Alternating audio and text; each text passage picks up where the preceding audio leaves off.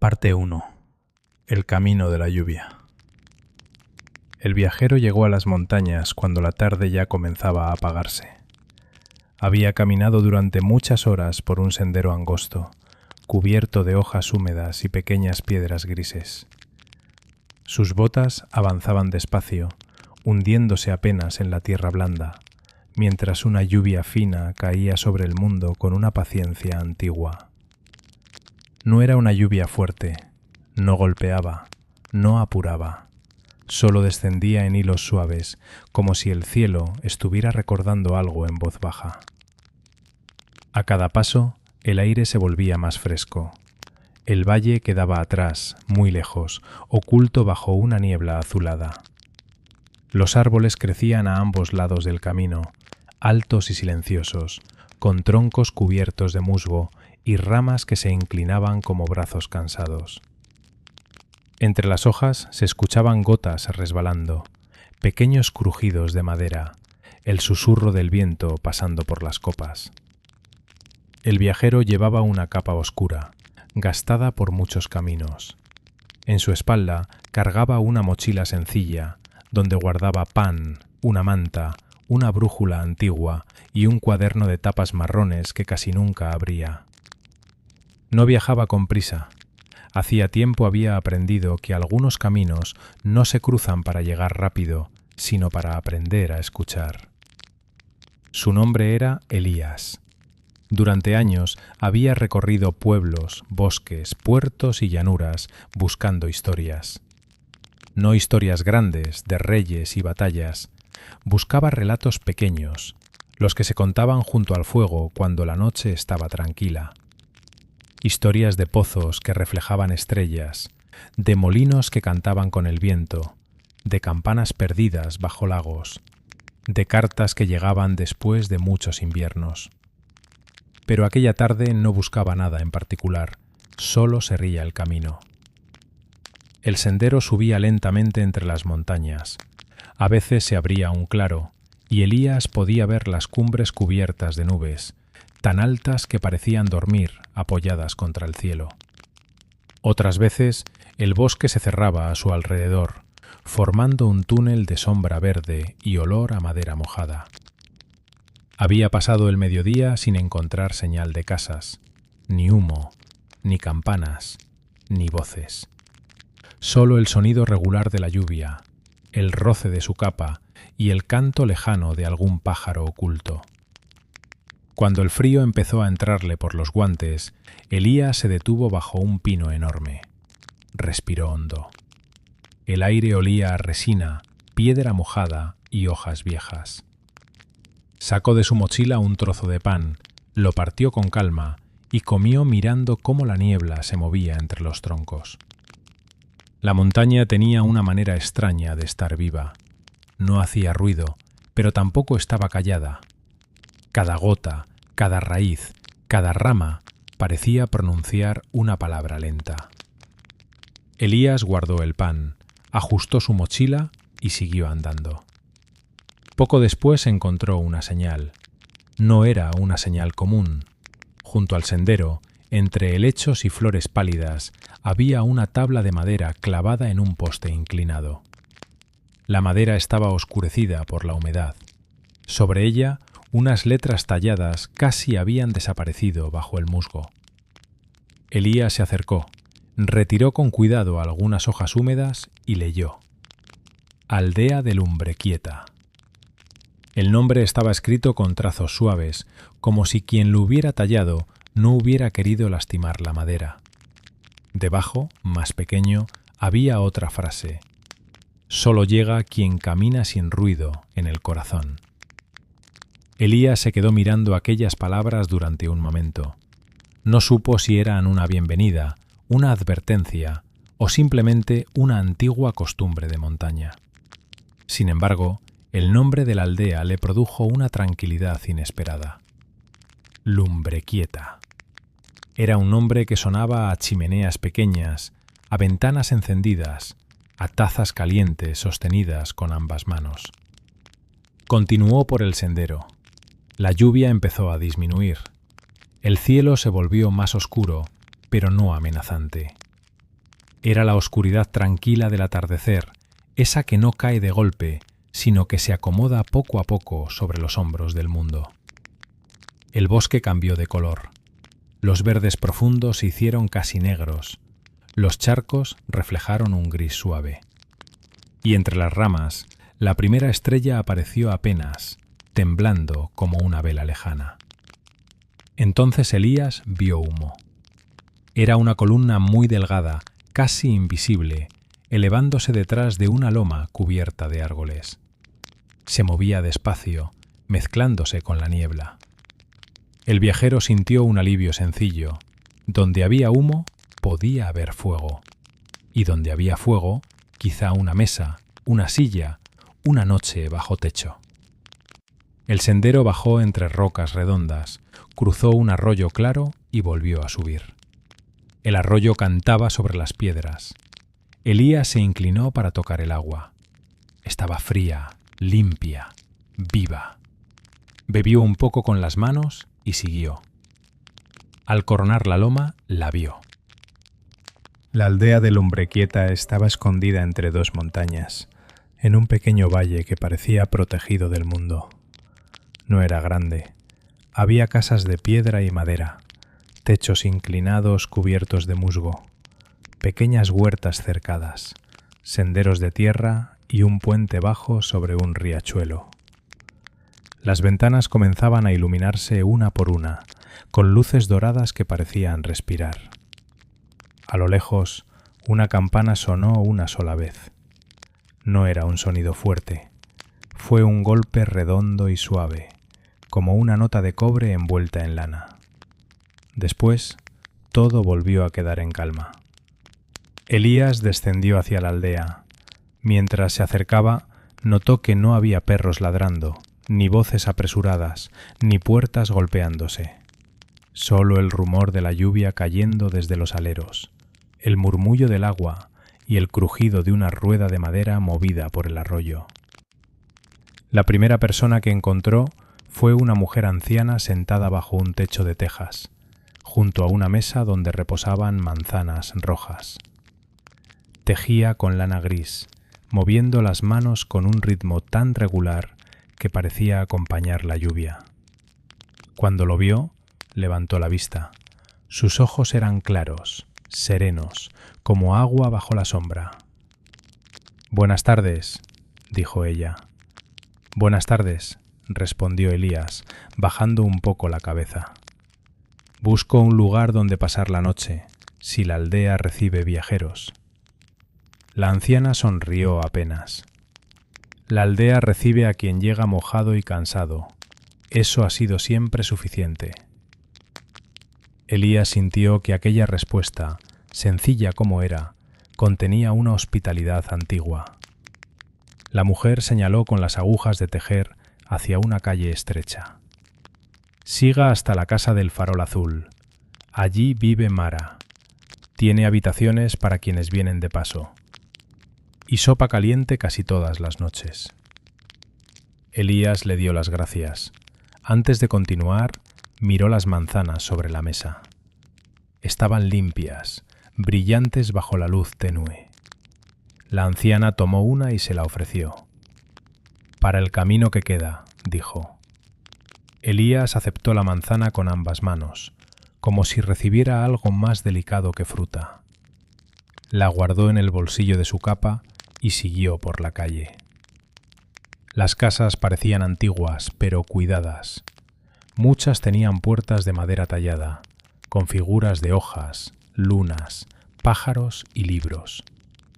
En algunas ventanas había velas encendidas, en otras ramilletes de lavanda seca colgaban de hilos. El olor a humo de chimenea se mezclaba con pan recién horneado, cera tibia y tierra mojada. Elías caminaba despacio, no quería romper el silencio de la aldea. Al pasar junto a una casa baja, escuchó una melodía de flauta. Era apenas un hilo de música, una sucesión de notas lentas que parecían subir con el vapor de una taza. En otra casa, alguien cerraba postigos con cuidado. En una esquina, un niño colocaba pequeños cuencos de barro bajo el alero para recoger agua de lluvia. Todo en Lumbrequieta parecía moverse a un ritmo más lento que el resto del mundo, como si allí los relojes no midieran horas, sino respiraciones. Finalmente llegó a la casa del Farol Azul. Era una construcción de 2 pisos, hecha de piedra clara en la base y madera oscura en la parte alta. Sobre la puerta colgaba un farol de vidrio azul, encendido con una llama pequeña. La luz no era fría, tenía un resplandor suave, como el reflejo de la luna sobre un estanque. Elías golpeó la puerta 3 veces. Pasos lentos se acercaron desde el interior. La puerta se abrió y apareció una mujer de cabello negro recogido en una trenza larga. Tendría unos 40 años, quizá menos, quizá más. Su rostro tenía esa calma de quienes han encendido muchos fuegos y escuchado muchas lluvias. «Soy Mara», dijo. «Usted debe ser el viajero que la montaña estaba dejando entrar». Elías no supo qué responder a eso. Solo dijo su nombre. Mara abrió más la puerta. «Entonces pase, Elías. La noche ya se está sentando». El interior de la casa era cálido. Había un recibidor pequeño con suelo de madera, percheros, botas alineadas y una alfombra tejida con dibujos de ramas. Más adentro ardía una chimenea. Sobre una mesa reposaban velas encendidas, una tetera de hierro y un plato con pan oscuro.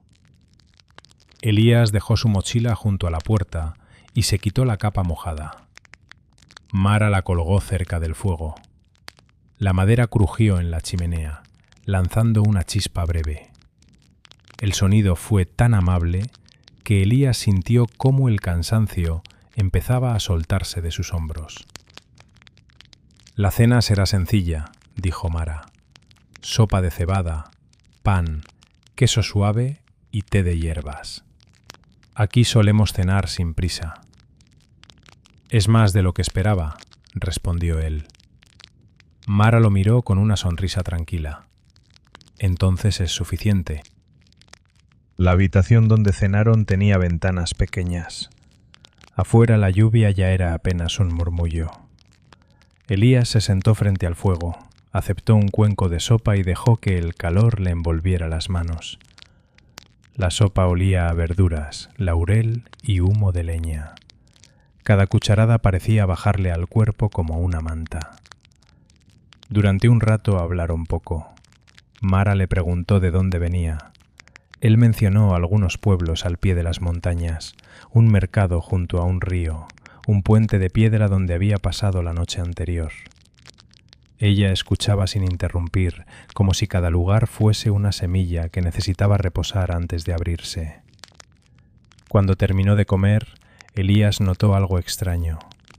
Por la ventana, entre la niebla y las sombras, comenzaron a aparecer pequeñas luces. Al principio pensó que eran reflejos de las velas en el vidrio, pero las luces se movían, flotaban suavemente sobre las calles, entre los techos, alrededor de los árboles. Eran verdes, doradas, algunas casi blancas. Parpadeaban como respiraciones diminutas. «Luciérnagas», dijo Mara, sin que él preguntara. «Hay muchas aquí». «Más que en otros lugares», murmuró Elías. «Sí», dijo ella, «aquí vienen cuando la noche recuerda». Elías dejó el cuenco sobre la mesa. La frase quedó flotando entre ambos, acompañada por el crepitar del fuego. A través de la ventana, las luciérnagas aumentaban. No se movían al azar. Parecían seguir un camino invisible hacia la parte más alta de la aldea, donde el bosque comenzaba otra vez. Las luces subían y bajaban lentamente, como si alguien estuviera llevando una procesión silenciosa de pequeñas lámparas.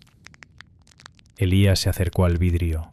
Más allá de las casas, entre la bruma, creyó ver una claridad distinta. No era el brillo de una ventana, tampoco una fogata. Era una luz amplia, tenue, extendida entre los árboles. Allí no había nada cuando llegué, dijo. Mara guardó silencio unos segundos. Luego sirvió té en 2 tazas de barro. En Lumbrequieta, dijo al fin, hay lugares que no aparecen de día. Elías miró la taza humeante entre sus manos. La infusión olía a menta, manzanilla y algo más, una hierba dulce que no supo reconocer. ¿Y de noche?, preguntó con suavidad. Mara se sentó otra vez. De noche aparece la biblioteca. No lo dijo como quien revela un secreto peligroso, sino como quien menciona la luna o la llegada del invierno. Con naturalidad, con respeto. Elías no respondió de inmediato. Había oído hablar de bibliotecas extrañas en sus viajes. Una construida bajo un faro, donde los libros olían a sal. Otra escondida dentro de un árbol hueco, donde solo se guardaban cuentos contados por abuelas. Una más, en una ciudad distante, abría sus puertas solo cuando nevaba. Pero ninguna aparecía y desaparecía cada noche. Mara bebió un sorbo de té. Si descansa un poco puede verla desde el camino alto. La primera noche suele ser solo para mirar. ¿Y la segunda? La segunda, si la biblioteca lo permite, uno puede entrar. Elías volvió la mirada hacia las luces. Las luciérnagas seguían reuniéndose, formando un río luminoso entre las casas. No había inquietud en su vuelo, solo una calma misteriosa, como si cada una supiera exactamente a dónde ir. El cansancio del viaje seguía allí, pero algo en su interior se había despertado. No era ansiedad, no era urgencia. Era una curiosidad lenta, tibia, parecida a la que se siente al encontrar una puerta entornada en una casa silenciosa. Mara pareció comprenderlo. No hace falta decidir nada esta noche, dijo. La biblioteca lleva mucho tiempo apareciendo. Sabe esperar. Elías asintió. Terminó su té despacio. El calor le suavizó la garganta. Afuera la lluvia cesó por completo. En el techo quedaron algunas gotas rezagadas, cayendo una a una con un sonido ligero. Mara le mostró su habitación. Estaba en el 2.º piso, al final de un corredor iluminado por velas protegidas dentro de pequeños vasos de vidrio. La habitación tenía una cama de madera, una manta gruesa, una silla junto a la ventana y una jarra de agua fresca sobre una mesita. En una esquina había un baúl y sobre la pared colgaba una pintura sencilla de un bosque nocturno. Elías dejó su mochila en el suelo. La ventana daba hacia la ladera alta. Desde allí podía ver la aldea casi entera, sus techos mojados, sus luces quietas, el puente sobre el arroyo, y más allá, entre los árboles, aquella claridad suave. Las luciérnagas seguían danzando. No eran demasiadas para molestar la vista. Eran suficientes para hacer que la noche pareciera respirar. Elías apagó una de las velas, pero dejó otra encendida cerca de la ventana. Se sentó en la silla y observó. La luz entre los árboles se hizo un poco más definida. Poco a poco, como si emergiera de la niebla, apareció la silueta de un edificio. Tenía tejados altos, ventanas largas y una puerta arqueada. No parecía construido con piedra común. Sus muros reflejaban un brillo tenue, parecido al de la madera pulida bajo la luna. Alrededor, miles de luciérnagas flotaban despacio, iluminando los bordes, los escalones y las ramas cercanas. La biblioteca no apareció de golpe, se fue recordando a sí misma. Primero una línea de techo, luego una ventana, después una torre pequeña, después la puerta. Elías sintió que su respiración se volvía lenta. No había miedo en aquella visión, solo una maravilla silenciosa, como contemplar algo que siempre había existido, pero que el día mantenía doblado entre sus manos. La biblioteca brillaba sin deslumbrar. Sus ventanas estaban encendidas desde dentro, con una luz ámbar. Parecía haber velas, muchas velas, o quizá lámparas hechas con estrellas diminutas. El viajero apoyó la frente cerca del vidrio frío, sin abrir la ventana. Durante un largo rato no hizo nada, solo miró. El viento movió suavemente los árboles. La madera de la casa crujió con discreción.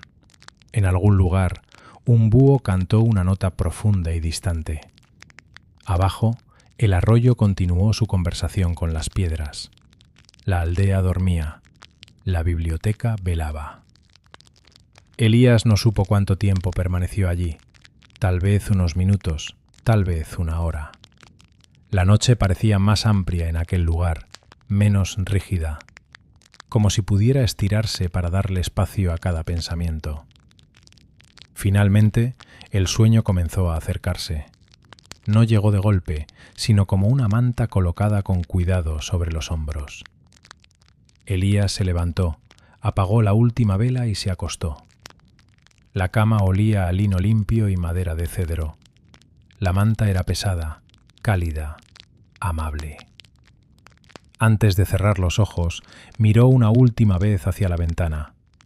La biblioteca seguía allí, entre las montañas, rodeada de luciérnagas.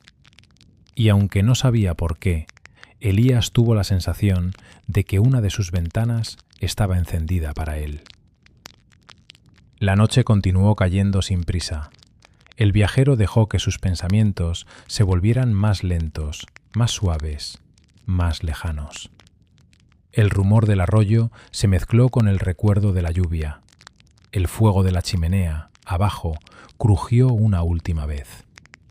Y así, bajo el cuidado silencioso de lumbre quieta, Elías se quedó dormido.